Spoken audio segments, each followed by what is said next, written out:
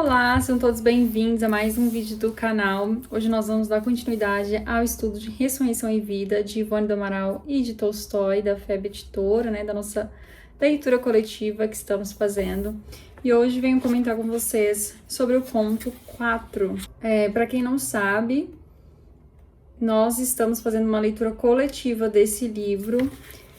Nossos encontros são aos sábados, às 2 horas da tarde. Não são todos os sábados, são sábados alternados. E mais para o final da leitura vai ser a cada um mês, porque os últimos contos aqui são muitas páginas e a nossa intenção é ler devagar para a gente aproveitar ao máximo da leitura. Então, nosso encontro está sendo, por enquanto, de 15 dias. Vou deixar o link do grupo do Telegram aqui para você entrar. E lá nesse grupo tem o link do vídeo das outras reuniões, nossos encontros. Então, os encontros estão sendo gravados. Só teve um que não foi gravado, mas a maioria foi. E vocês podem assistir caso vocês tenham perdido e queiram acompanhar também e estudar com a gente. Agora, fazendo um comentário que nada a ver com o livro, gente, é a primeira vez que eu estou usando meu cabelo cacheado no vídeo no YouTube. E assim, na verdade, eu estou passando pela transição capilar. Meu cabelo está aqui no ombro, cacheado, e depois o resto tá liso. Mas ele vai crescer. E aí tentarei usar mais meu cabelo cacheado. Vamos ver. Vamos então para o conto 4, que se chama O Sonho do Startse. Startse, eu não sei se é assim que pronuncia, mas significa monge, esse nome. Esse monge, ele ouvia a confissão ali dos seus fiéis, e nas confissões ele via quanto crime esses fiéis cometiam. E aí ele ficava assim, gente, mas não importa quanto conselho eu dou para eles, não importa quanto eu os ameace com o inferno, ou quanto eu prometa a eles o céu, eles não mudam. E aí, isso me fez pensar, na página 46, que muitas religiões ainda têm esse comportamento, né? Comportamento de colocar medo nas pessoas. Tá falando aqui, olha. Em vão, o bom Startse aplicara, no caso, seus conselheirais dogmas, alongando sermões de alta teologia sobre a inconveniência do pecado, ameaçando-as com a excomunhão do Santo Patriarca da Santa Rússia e os tormentos do inferno daí consequentes, se não procurassem arrepender-se da má vida que levavam, dedicando-se em definitivo ao cumprimento do dever para consigo mesmas e ao próximo. Em vão também prometeram o paraíso e suas arcangélicas delícias para as que abandonassem o coração e os costumes aos doces apelos do bem, renunciando aos frutos, às trapaças nas compras e vendas, às rixas e quentinhúnculas que já por várias vezes haviam atirado com algumas delas para o trabalho forçado na Sibéria. Então, ele está falando aqui, em vão ele falava sobre teologia, em vão ele falava que eles seriam excomungados, em vão ele falava que eles iam para o inferno, em vão ele prometia os céus, porque não importava o que ele prometia, não importava o que ele falava, os seus fiéis continuavam com os mesmos comportamentos, continuavam brigando um com o outro, continuavam trapaceando nas negociações comerciais. Alguns, inclusive, foram mandados para a prisão em trabalhos forçados. Então, está falando aqui, os paroquianos nada atendiam, embora temessem o inferno, desejassem o paraíso e venerassem o seu Startse, sem as absolvições do qual não se saberiam viver. Então, olha só que coisa, né? Isso me faz pensar que ainda hoje nós vemos muitas religiões que funcionam dessa forma. Colocam medo nos fiéis, né? Falando do inferno, também falam do céu. Mas esse tipo de argumento não funciona porque isso é antigo no mundo e a gente não vê as pessoas mudando, né? Por temer o inferno ou por querer o céu. E aí, mais uma coisa nesse ponto aqui é quando ele fala assim, que eles não viveriam sem as absolvições do Startse, né? Então, eles confessavam, o Startse dava-lhe as punições, as absolvições, e eles continuavam a viver a vida deles. E a gente viu isso acontecer muito, como eu falei, não é uma coisa nova, né? Quando a gente lê um romance mais antigo, seja espírita ou não, seja religioso ou não, isso está em livros de literatura clássica também. Sempre tem uma cena do tipo assim, um criminoso ou alguém muito rico, mas que já cometeu algum crime escondido, sempre dá um grande valor para a igreja fazer uma oração para aquela pessoa, para que a oração daquele padre salve a alma daquela pessoa. E a gente sabe que não funciona assim, né?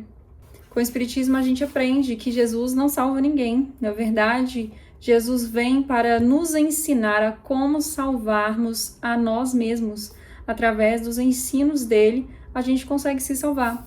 Então, essa ideia de que nós entregamos a nossa salvação na mão de uma igreja, na mão de alguém, de qualquer pessoa, no Espiritismo isso não existe.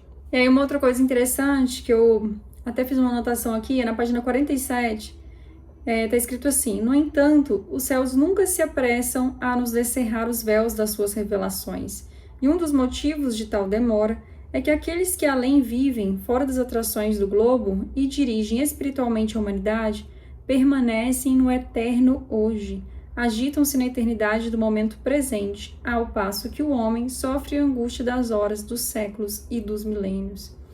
E eu notei aqui, né, gente, que a espiritualidade, ela vive no presente porque sabe que tudo tem o tempo certo de acontecer. Então, esse monge, ele vai fazer uma penitência para que Deus ajudasse ele a mudar aquelas pessoas. Só que esse monge estava vivendo no futuro, porque todo mundo tem o momento da sua evolução, tem o momento de conhecer as coisas, de evoluir, e a espiritualidade, ela sabe disso. Por isso que a espiritualidade vive no momento presente, porque além de saber que tudo tem um momento certo de acontecer, a espiritualidade também tem fé de que a mudança vai chegar. Ao passo que nós, encarnados, nós vivemos no futuro, querendo que o mundo e as pessoas sejam diferentes, sejam melhores logo. Elas serão, nós seremos, o mundo será, mas é aos pouquinhos que isso vai acontecendo, né?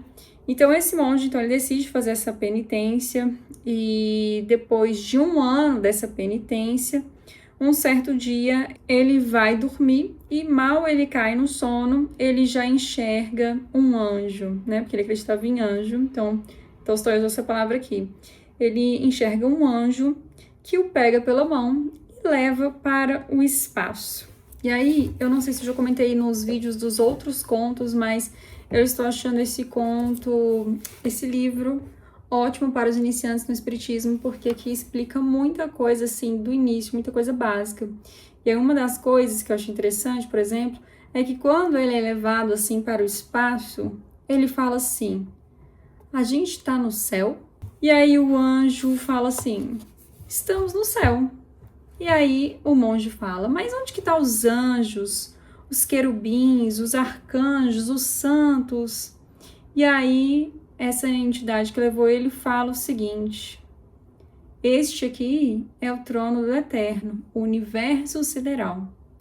E as virgens, os anjos, os arcanjos, os querubins e os serafins e os outros santos somos nós mesmos, depois de termos dominado nossas más paixões. São todos aqueles que já compreenderam plenamente e assimilaram com boa vontade as leis de Deus e suas determinações, unificando-se com o bem. Então, olha só o que está falando aqui. Que no Espiritismo, né, quando a gente conhece o Espiritismo, a gente vai com essa ideia, a maioria, né, gente? A maioria das pessoas. Eu não nasci espírita, por isso eu sei como a gente chega no conhecimento espírita. A gente chega com a ideia de que o Espiritismo também vai falar de anjos, arcanjos. E aí a gente chega no Espiritismo e fica sabendo o quê? Que os anjos e arcanjos, na verdade, somos nós mesmos, seres que vivemos aqui na Terra, em outros planetas, que à medida que a gente for evoluindo, nós vamos nos tornando seres que são chamados de anjos, que são espíritos que têm uma evolução maior, mas que também passaram por tudo isso que nós estamos passando. Então, não foram seres criados já como anjos, né? Eles também tiveram uma caminhada espiritual. Inclusive, isso está falando até aqui embaixo, ó, o que eu estou falando. Deus criou todos nós iguais uns aos outros. Isso é, partindo de um mesmo princípio para alcançarmos a mesma finalidade, porque dotamos todos com as mesmas possibilidades de vitória. Sempre que utilizarmos nossas faculdades em sentido do bem, estaremos glorificando o Senhor, seremos anjos e arcanjos. Então aqui já é um conceito que para quem chega na doutrina já é diferente. Então aqui ele descreve, né, o que ele está vendo ali no espaço e é muito bonito assim. Ele fala que é um lugar indescritível, onde tem uma luz junto com um sentimento de amor misturado, né? E aí alguns guias se aproximam, dispostos a conceder aulas a outros monges que estavam ali, filósofos, pastores de almas, professores, pensadores, pais e mães de família. Então, além dele, pais, professores, mães, filósofos, pensadores também foram levados nessa excursão. Então, ele descreve que parece que o tempo ele foi retrocedendo, e o tempo retrocedeu tanto que Cristo ainda nem tinha encarnado aqui na Terra. E aí ele está com alguns seres ali que são as virtudes. Então, esses seres que eram a fé, a esperança, o amor, a humildade, paciência, justiça, bondade, beneficência, renúncia, compaixão, lealdade, sinceridade, sabedoria, doçura, mansidão, todos estavam ali e rodeavam Jesus, porque era uma comitiva pessoal de Jesus. E aí, eles vão fazer o quê? Uma visita à Terra, porque Jesus estava se preparando para a sua encarnação e essa comitiva de Jesus falou assim, então vamos lá na Terra conhecer o planeta que Jesus vai encarnar. E aí, gente, vai descrever o nosso planeta Terra como um planeta maravilhoso, né? Primeiro, eles estão ali no espaço e aí falam um pouquinho de Júpiter, que é um lugar onde espíritos felizes moram lá e vivem em paz, desconhecem a tristeza, as coisas ruins, os furacão. Depois fala também um pouquinho de Plutão, que é um planeta gelado, inabitável por seres de órgãos, por seres como nós, assim, né? Mas é um lugar de espíritos primitivos, endurecidos, que vão ali para expiar alguns delitos. Depois fala de Marte também, que é um planeta onde as pessoas que vivem ali têm uma moral mais ou menos parecida com a moral de nós que vivemos aqui na Terra. Então, após isso, esse panorama assim, dos planetas, que é interessante, eles mostram a beleza do planeta Terra. E aí vão falar da natureza do nosso planeta, né? Mostrando como a natureza da Terra é riquíssima, como a gente tem um tesouro que é um meio que nos ajuda a nos conectarmos com Deus, né, gente? Isso aí, quando a gente olha assim para uma paisagem de natureza, automaticamente a gente pensa assim, meu Deus, que coisa linda. A gente já se conecta com Deus automaticamente quando a gente está diante da natureza. Então a natureza é um tesouro, é um meio de nos conectarmos com o nosso Criador. A natureza também é remédio que trabalha para a nossa saúde física e para a nossa saúde mental. E a gente não dá o devido valor para a natureza, né? Inclusive, eu li um livro recentemente que chama Ecoespiritualidade, Trilhas do Espírito no Habitar a Terra, do Felipe Mascarenhas, e é um livro lindo, assim. O Felipe tem muita sensibilidade, ele conecta várias paisagens, vários lugares que ele já passou, assim, na sua vida, com os ensinos espíritas. E não só, ele aprende com a natureza, sabe? Os espíritos, principalmente Miramês, eu vejo falar muito sobre isso. Miramês sempre fala, olha para a natureza, que com a natureza você vai aprender muita coisa. E aí Felipe faz isso aqui. Ele olha para uma chuva e coloca as lições que a chuva traz. Ele olha para uma cena bonita entre animais, entre seres humanos, e tira muitas lições dessa cena. Então, é um livro muito bonito, de uma sensibilidade enorme. Então, a gente tem que se preocupar com o meio ambiente, sim, porque nós, que somos espíritas principalmente, sabemos que a natureza é importante para a nossa existência. Sem a natureza, a gente não vive, e a natureza também é a nossa irmã. Tanto a natureza que eu falo assim, as florestas, os mares, os animais, todos são nossos irmãos. e estão aqui para viver em harmonia conosco, nos ajudar, a gente ajudar também todas essas formas de vida, né? Então vai falar sobre a natureza, depois vai falar sobre os animais. E aí, quando fala sobre os animais, né, me faz pensar muito no respeito que nós devemos aos animais da natureza, que estão aqui neste planeta muito antes de nós, que são nossos irmãos, porque são filhos de Deus também, filhos do mesmo Pai. E aí Tolstói mostra como eles têm todo um mundo particular também, né? Fala sobre as sociedades que os animais constroem ali, como as formigas, né, por exemplo, ou outros animais que são microscópicos assim e a gente ainda nem descobriu como eles funcionam exatamente. Então, fala sobre o oceano, gente, achei maravilhoso, sobre o oceano, que é todo um mundo à parte, é o oceano, gente. Então, fala assim, como a natureza do nosso planeta é exuberante, é importante. E assim, depois que eles falam isso, aí as virtudes elas falam assim, nossa, que planeta maravilhoso que Jesus vai voltar. Agora que a gente conheceu o planeta, vamos conhecer os homens que moram nele, porque eles vivem num lugar tão bonito, de tanta natureza, tanta exuberância, de tanta presença de Deus, que devem ser seres maravilhosos. E aí nessa hora eu falei assim, não, gente, não vai visitar, não vai ver a gente não.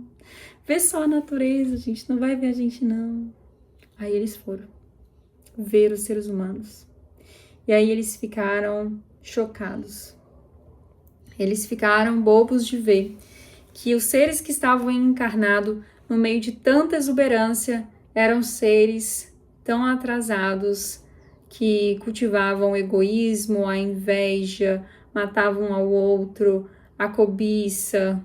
E olha, gente, eu até escrevi assim, por essa eu não esperava, porque isso aí eu não esperava. Eu não esperava que depois de descrever as maravilhas do nosso planeta, eles iam falar assim, agora vamos lá ver quem mora nesse planeta maravilhoso, que devem ser criaturas maravilhosas. Aí, né, tá pão na nossa cara. Eu falei, não, gente, por essa eu não esperava. E eu já sabia que ia dar ruim, né? E aí a entidade ali que representava o amor estava inconsolável quando conheceu os homens e falou assim, o homem, derivação do amor supremo, mantém-se tão alheio aos princípios que o geraram e às finalidades a que se destina. Regressemos ao páramo celeste, peçamos ao bem amado Jesus, né, que nos explique tão confuso paradoxo, originário da virtude suprema, por que o homem se apraz da miséria moral. E aí eles retornam e perguntam ali a Jesus, né, eles falam, nossa, a gente foi lá visitar o planeta é grandioso, é maravilhoso, mas aí a gente foi ver os homens.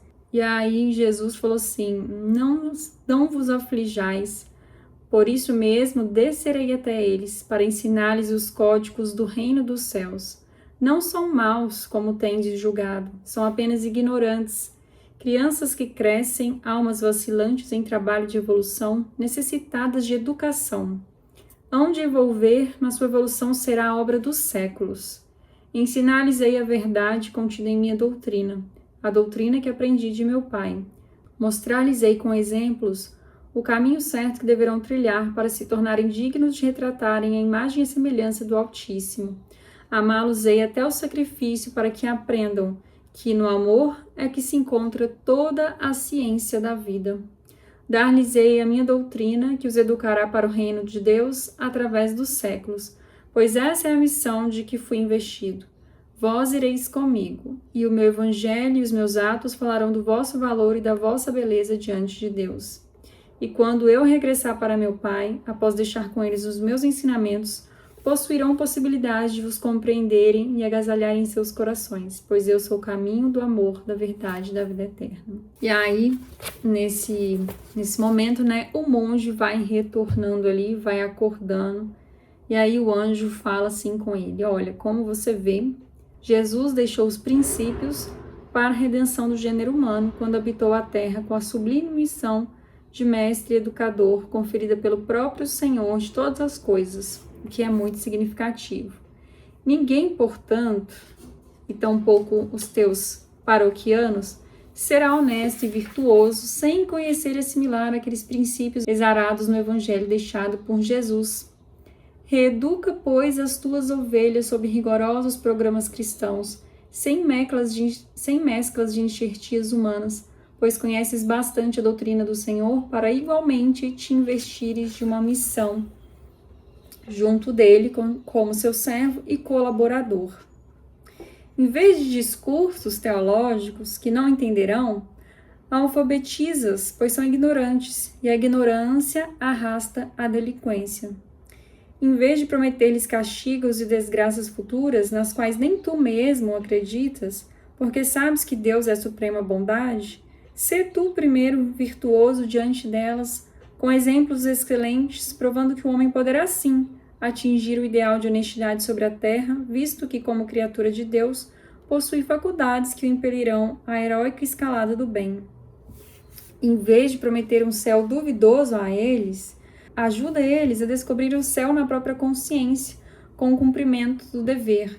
Faze-as sentir a responsabilidade que carregam como almas imortais, inteligentes e livres que são, a quem Deus destinou a glória infindável de uma evolução conquistada com o próprio esforço, evolução que as levará à unificação com Ele mesmo, retratando sua imagem e semelhança. Ensina-as a servirem o próximo com o exercício da beneficência discreta e amorável, sem ostentação nem vaidade. Dá-lhes o estudo e a meditação sobre os reinos da natureza e fale-lhes de uma evolução sem limites, gloriosa, arrebatadora, enternecedora de cada espécie. E aí, quando eu terminei de ler esse parágrafo, eu falei, é o Espiritismo, né, gente? O Espiritismo faz tudo isso aqui pela gente. O Espiritismo, eles nos alfabetiza quanto ao entendimento dos ensinos de Cristo. Então, o Espiritismo não chegou aqui cheio de discurso teológico, pelo contrário, ele está explicando o que Jesus falou pra gente. Ele não prometeu pra gente castigo, porque nem a gente acredita nisso, né, gente? Inclusive, foi isso que me fez ficar sem religião. Quando eu vi que falaram na igreja que Deus castigava os seres a um fogo eterno. Eu falei, isso é mentira. E aí eu fiquei sem religião, até achar o Espiritismo. Então, Espiritismo fala isso pra gente, não nos promete fogo eterno e nem céu, porque não é assim que funciona a vida. O Espiritismo fala com a gente, pra gente dar o exemplo. O Espiritismo fala sobre o céu que existe dentro da nossa própria consciência, se a gente trabalhar para que nossa consciência seja um céu, né? E nos faz ver a responsabilidade que temos quando ficamos sabendo que somos seres imortais, porque saber que somos seres imortais traz mudanças e uma série de consequências, porque a partir do momento que você descobre que você não morre, que a vida continua, que você continua a ser lá no mundo espiritual o que você é aqui, que você pode ir para um lugar diferente dependendo da sua consciência, do que você fez, de quem você foi, do quanto você trabalhou em si mesmo, tudo muda. O seu roteiro vai ter que mudar, sua caminhada vai ter que mudar. Também fala sobre a caridade, sobre servir ao próximo e também fala sobre a meditação, sobre os reinos da natureza e o quanto a gente pode aprender com eles, né? Então, isso aqui que esse anjo falou para o monge fazer é o que o Espiritismo faz por nós. E aí, esse monge, alguns dias depois, conta, né, ali o sonho que ele teve para os seus fiéis, e ele renuncia à sua tarefa de ser o chefe dos confessores para se transformar em professor e educador das suas ovelhas. Então, ele abre escolas para ensinar as crianças, os jovens, porque ele viu que tudo bem se os paroquianos dele não quiser mudar, mas os filhos e os jovens ainda têm mais chance. Então ele faz essa escola para tentar salvar a próxima geração ali, né? E aí Tolstói, como sempre, termina o conto chamando a nossa atenção, dizendo assim: olha, esse conto é para você também. Essa advertência não é só para o monge, é para você também, leitor. Então Tolstói dá um tapa aqui na nossa cara, né, e fala assim: olha, esse tapão é para você também, leitor, porque isso aqui também serve para você. Você também pode fazer como esse monge, você também pode trabalhar em você mesmo, dar o exemplo que com isso você vai estar trabalhando as pessoas que estão ao seu redor. Então, assim, gente, eu amei muito esse conto. Nos traz muitas reflexões, né, sobre como nós temos vivido aí os ensinos dos Espíritos, os ensinos de Cristo, o que a gente aprendeu com Cristo, o que a gente já pode colocar em prática, como falar sobre Cristo e espalhar assim a sua mensagem, seja na internet, como eu faço, ou seja, na sua própria casa, por exemplo, né? Então, eu amei esse conto, achei muito bonito, achei muito interessante. Me conta aqui, você que leu, o que você achou desse conto, pra gente conversando sobre ele. Eu não me lembro se foi esse conto que não ficou o vídeo gravado, porque teve um encontro que não teve gravação. Mas foi bem interessante, até a conversa que a gente teve na nossa discussão acabou levando a gente para um lado que falou muito sobre os animais, sobre o vegetarianismo, né? Foi muito interessante, gostei bastante. Eu espero que você também tenha gostado do vídeo de hoje, da conversa que a gente teve aqui. E se você leu, deixa aqui os seus comentários, suas reflexões para a gente ir conversando. Um grande abraço e até o próximo vídeo. Tchau!